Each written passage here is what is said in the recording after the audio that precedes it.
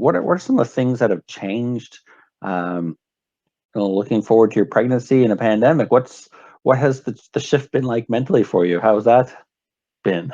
Well, they got that book, What to Expect When You're Expecting, and I've not seen anywhere a chapter on global pandemics. Um, I think the next volume could probably use an update. Well, hello everyone. Welcome to Hillcrest Online Cafe. Today we got a special treat. We've got the wonderful couple, Matt and Rachelle Armstrong, who yours truly performed their wedding not too long ago, and they are expecting. And I think they have just quite an incredible story to share. And you're probably wondering, oh my goodness, what's it like to be expecting in a pandemic? So Rachelle and Matt agreed to have a little interview with me. So here we are today. I'm so thankful to have you guys with me. Can you tell us a little bit about yourselves? What do you guys do for a living? I'll let you go first. My name's Rachelle Armstrong. I'm a medical laboratory technologist. So I'm actually the one working in the lab right now doing all of the COVID testing and all of the kind of background kind of stuff, helping the doctors and nurses on the backside. So I'm Matt. I work in IT. It's a tier 1 help desk support. So when you can't get your emails or open your Microsoft Word, you might be calling me. That's awesome. So you guys have been in a relationship for a long time. How long have you guys been together? Like when did you guys meet? So we started dating August 12th of 2012.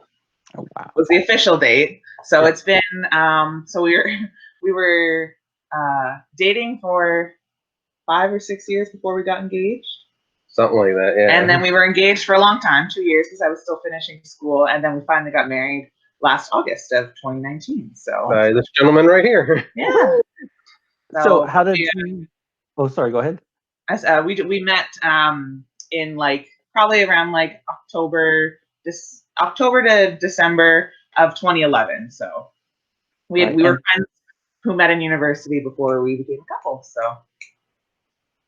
So Matt, how did you propose? Well, you actually know this story because I kind of snuck you in on it, but for the audience at home, I decided to meet her. She was finishing one of her classes, and I first met her at the Commons building. It's like a library at UNB St. John. And I waited right where we sat. I said, "Oh, I'm here." Texted her, "Will you meet me there?" And anyway, so she came, and I had yourself, and I had a bunch of our friends hiding in one of the offices. There's like a little sort of side office. So she came in, I'm sitting there, and then I give you guys a signal, and I get down and propose, and you guys all come out to surprise her. And someone had a video camera. I can't remember if it was you or someone else. Nick. Might have been Nick. Somebody had a video camera, and we got the whole thing on camera, and yeah, it was a beautiful little thing. So I we think proposed in the place that we met. Yeah, it was awesome. That's the short answer. The long story short, he proposed on where we met. So love happens. You get married. You're expecting a child and expect things to be normal. Pandemic happens, and what has happened to your expectations of moving forward? What are some of the things that have changed? Looking forward to your pregnancy and a pandemic, what has the shift been like mentally for you? How's that been? Well, they got that book, What to Expect When You're Expecting, and I've not seen anywhere a chapter on global pandemics. I think the next volume could probably use an update.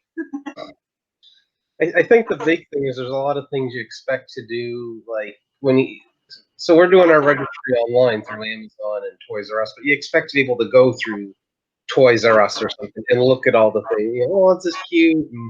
Or you expect to be able to go see different family members and show off, your pregnancy belly or what have you. And, there's also the concern of, who's going to be allowed into the delivery room. As of now, I'll be allowed in as far as I know.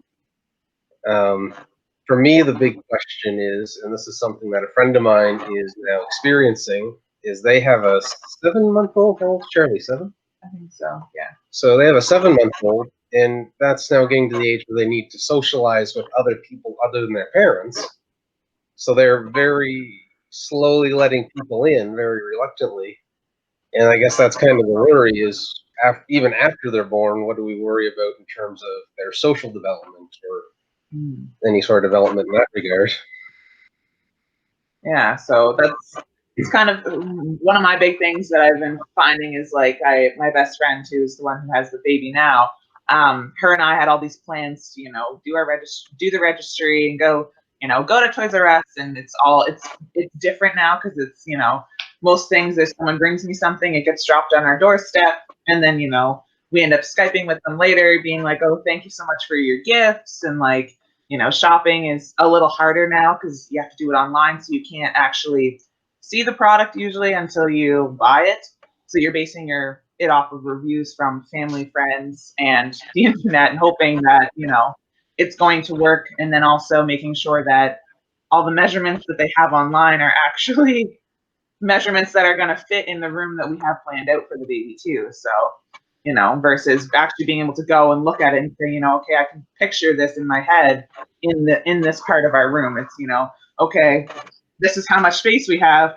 How big is what's the dimensions of the crib, or, what's the dimensions of the dresser kind of thing. So it's interesting, but it's, we're making it work. So with the ultrasounds, was there any differences when you went to go for an ultrasound, or? So I've only actually gone for one ultrasound so far. I just did the 20-week one. So they normally don't do what the doctors told me anyways. They normally don't do ultrasounds unless you're having complications. So my pregnancy's been really good so far. So I only had the 20-week one where you find out the gender, and that was kind of before all of the Horizon health restrictions came into place. So it was really nice to actually Matt, both of my parents and his mom, who also had the time off, were all able to come with us to the ultrasound. So that kind of thing, like it's kind of funny because it has sort of transitioned into a different kind of pregnancy. Because at first, you still got all of the kind of feelings and all of the kind of excitement and everything that you normally would feel, and then it was like, and then kind of the scare and like the nervousness kind of settled in once things kind of hit here and it became more of a reality. So one for me, I just kind of want to throw in there is, especially with her working in a lab, is especially at first there wasn't much information on how it affected pregnant women. That's just because it hasn't been around long enough to be able to do that kind of research. And so I'm a little more comfortable because she's been okay and the pregnancy's been going well. But that was a fear early on I had with her working in a lab, and just because you turn on the TV and it was everywhere, the unknown. So How are you feeling about that, Rachelle? Do you feel you have all the right kind of equipment and stuff, or? Yeah, I guess it's kind of hard to kind of like describe sometimes how it feels like we in the lab you're always donning protective equipment, so you're always lab coat, gloves, goggles if you're working, and then you always have your cabinets, like your biosafety cabinets and stuff like that. But it's it's different when new procedures are coming out all the time for it, trying to figure out what's the best way to do it and deal with it and that kind of stuff. So it's interesting, and we haven't had any issues or anything like that. So it's kind of been like I haven't had any issues in having to deal with it at all, which is really nice. So how have you guys felt that this whole situation, have you felt that it's drawn you closer together? I feel it has. I mean, it's really nice because I come home at 7. I work night shift, so I work midnight to 7:30. So I get home around 8 o'clock in the morning, and I can pop in my head every single morning and go, "Hey, babe, have a good day at work," Versus before, he was always already at work by the time I got home.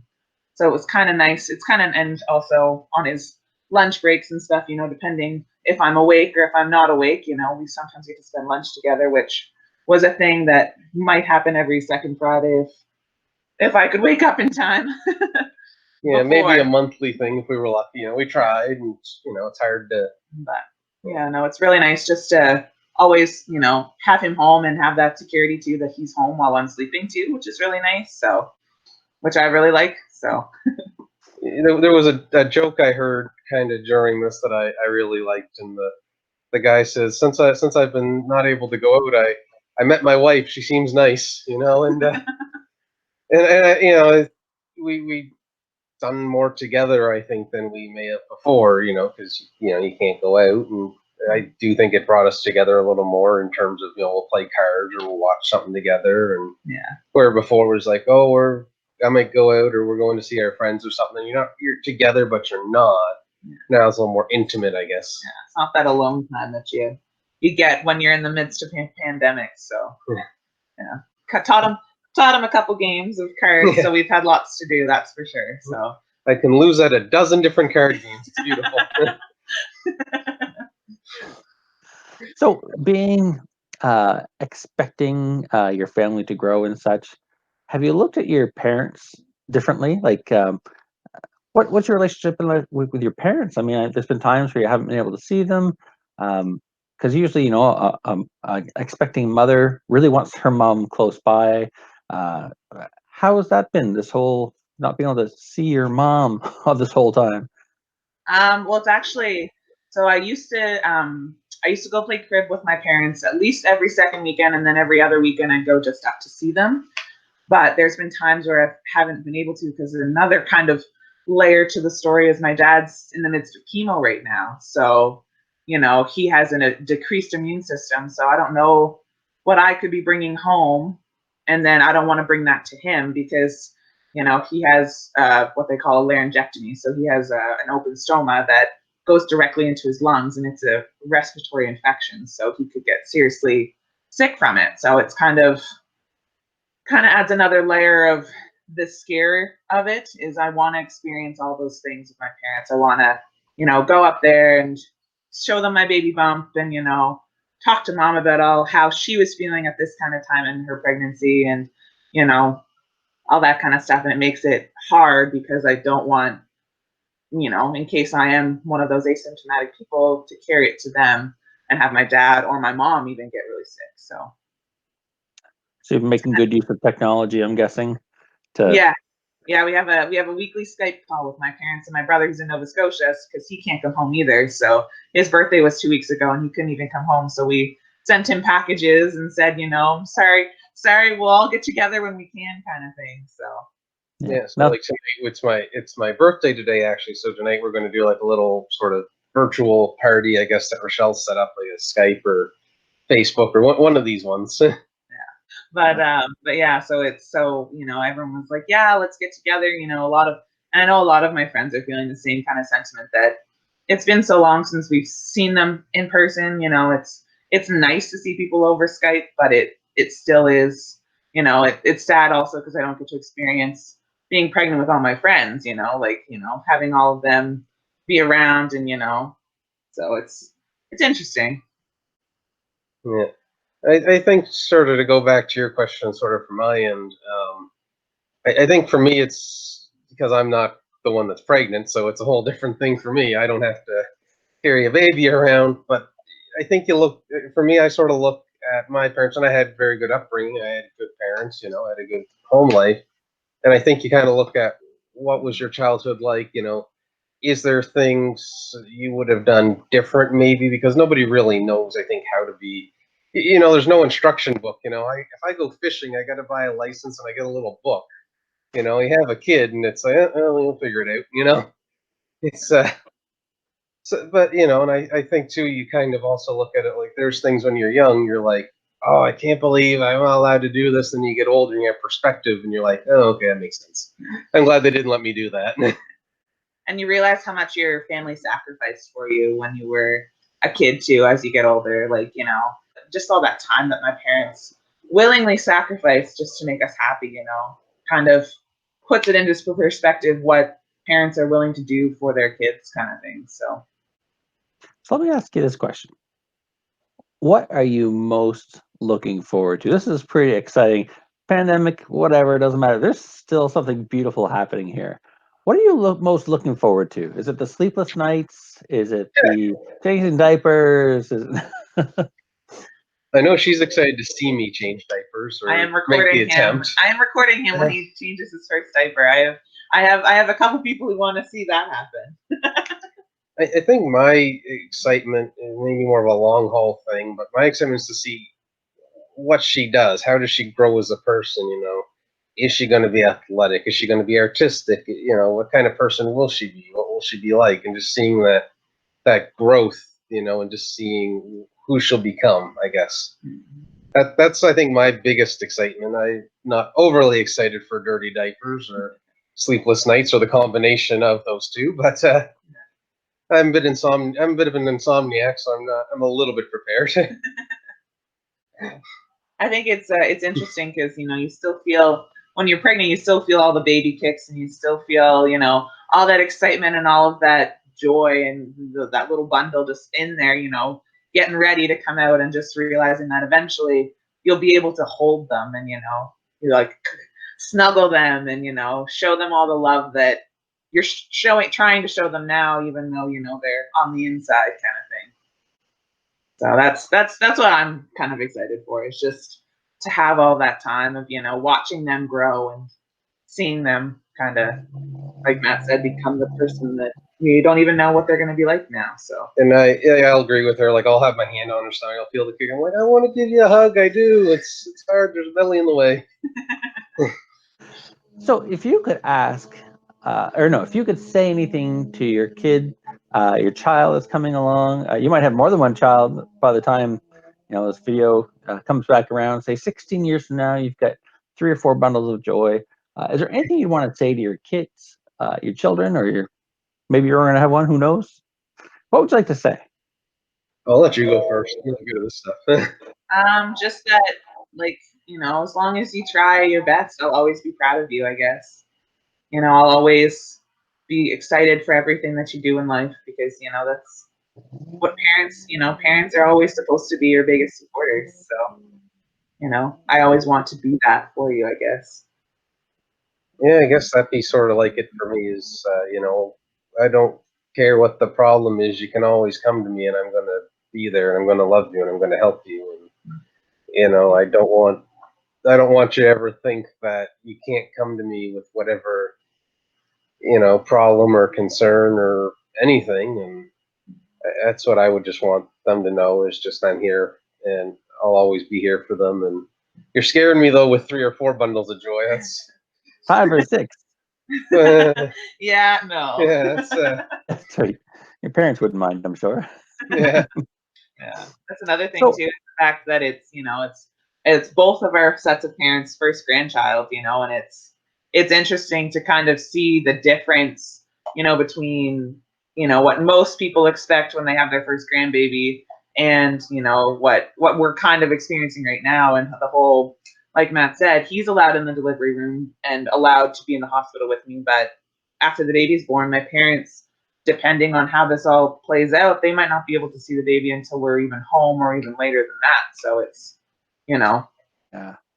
Is there anything that you guys would like to add or share with, say there's another couple watching and they're expecting, is there any advice that you could give them? Maybe they're only 2 months along. And is there anything you've experienced that's been very helpful, or anything you want to add? Yes. Turn off social media. I was having a hard go of it because there's so much stuff out there. And I remember hearing a quote once that I think is just one of the best things for stuff like this. That he said, people have opinions on everything, and the less they know about something, the more opinions they have. And I stopped doing that. I used to follow the news a lot. I follow it very sparingly now. Just spend time with your loved ones. If you live here where we have the bubble where you can pick like a second family, and we're kind of opening up a little bit. If you're in a place you're lucky enough to do that, do that. Yeah. That was kind of going to be my thing. It's just, yes, it is a scary time, but it doesn't mean that you can't still have that joy of your pregnancy and, your expectations. You're still allowed to have expectations. You're still allowed to enjoy and experience everything that, people who before and after you will experience when they're expecting. Just like it doesn't mean, it sucks because, you can't normally have all those face-to-face times, but you just find your ways around it by having video conferences and, you still just make sure that no matter what, you still wake up excited and still have that joy, and that excitement that you are going to bring a little bundle into the world. And I think one other thing I would add is, especially because you said, for people that's, maybe 1 or 2 months in, you're probably going to have times you're going to be really upset. You're going to be really angry because you can't do the things like you can't have your baby shower. You can't go out and walk around and do the registry that way. You can't see, and that's okay. You're allowed to have those times. We've been there. I've been there a lot. It is hard. It does get easier as you go on. You get used to this stuff, like the videos, like the Skype or the online things. But it's okay to. There's going to be days it's going to be hard, and it's okay to have those days. And it's okay to feel as if it's unfair, but it is, life throws you curveballs, and you got to kind of adjust to them sometimes. And once you find that new adjustment and that new normal, as they've been calling it, it does, it changes your perspective, but it also makes makes things more concrete in your old kind of ways too. So yeah. I know that for us especially, it's definitely made us value family time and all that kind of stuff a whole lot more, making us realize that, you can't just say, oh, we're going to hang out. You have to, plan it and say, okay, like, let's get together, let's make it a weekly phone call. Let's make it, every couple weeks, we know at this time we're going to hang out with people. So that way you don't lose touch, and you still get to have all those kind of experiences with all your friends and family. That's great. Well, thank you guys so much for letting me interview you guys in the middle of all this stuff that's going on. Not a lot of places to go, so it was no trouble here. As I tracked you down, you're home today. Well, I want to say happy birthday to you, Matt. I'm not going to sing happy birthday to you, but would you be all right if I have a little word of prayer with you? Just a little blessing? Sure. Prayer. God, thank you so much for Matt and Rachelle. Thank you for the gift of life. We'll just pray for this little baby as she comes into this world, and ask that you have your hand of protection upon this little baby Armstrong and over both Matt and Rachelle. And thank you for giving such wonderful people, such a wonderful, beautiful baby that we haven't even met yet. We're looking forward to meeting them and getting to know them and having lots of happy moments with them. Lord, we also pray for Rachelle's dad and his health, and just ask that you continue to give him quality of life so that he can enjoy his first grandbaby. And Lord, we are praying for more grandchildren after this. Amen. Well, thank you guys. I'm just going to say a little hello to everybody. Just everyone who watched today, thank you for tuning in every Sunday morning at 10:30. We post a service at church. It's on Facebook, Hillcrest SJ, and we also have on Tuesdays a little Bible study that we post, and every Thursday we do an interview, just kind of like this, just to hear people's stories of how they're coping through with the pandemic. So I thank you guys again for sharing part of your story, and ask that God would bless you and your little family. Thank you. Thank you. Take care, guys. All right. Bye-bye. See ya.